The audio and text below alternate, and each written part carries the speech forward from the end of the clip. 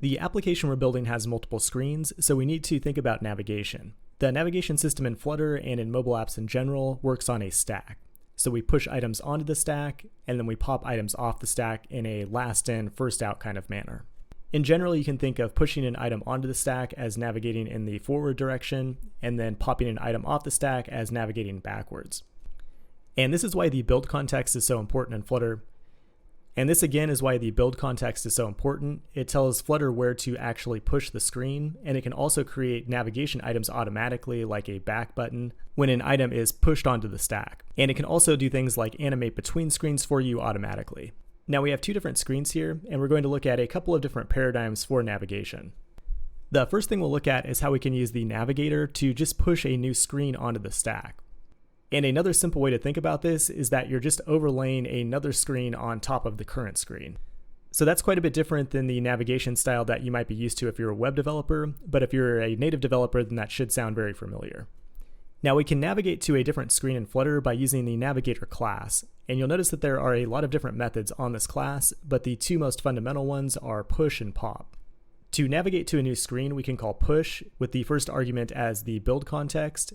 Then the second argument is a material page route. And this material page route is just a class that takes a builder function that allows you to build the next screen. The most simple use case is just a builder function that instantiates the next screen that you want to show in the UI.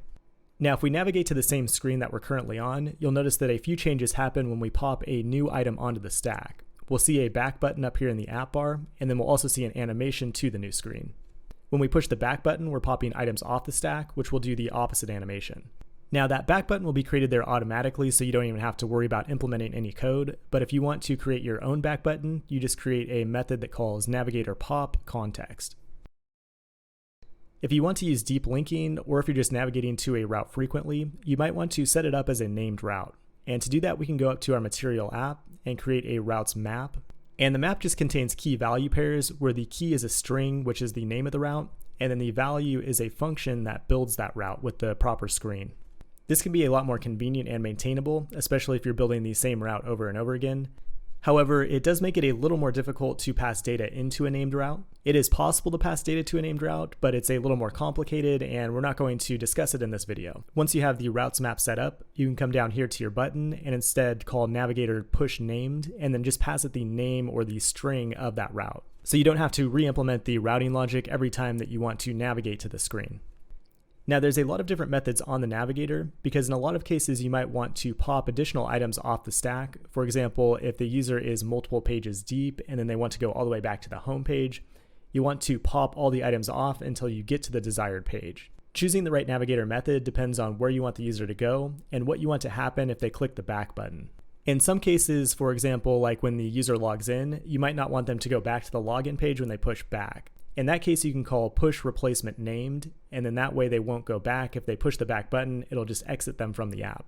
And we'll look at some more examples of this when we use the navigator in the full app. Now, I'd like to finish off by saying that you may not need the navigator at all. You can use things like a page view widget to slide between pages automatically. It basically manages all of the navigation context for you. So just keep in mind that in a lot of cases in Flutter, you don't necessarily need to work with navigator directly, and there are widgets that might be able to solve your problem in a more elegant way. And we'll see the page view widget in action in the full app because we use it to build the actual quiz itself. And we really only use the navigator to transition between the 3 or 4 main screens in the app.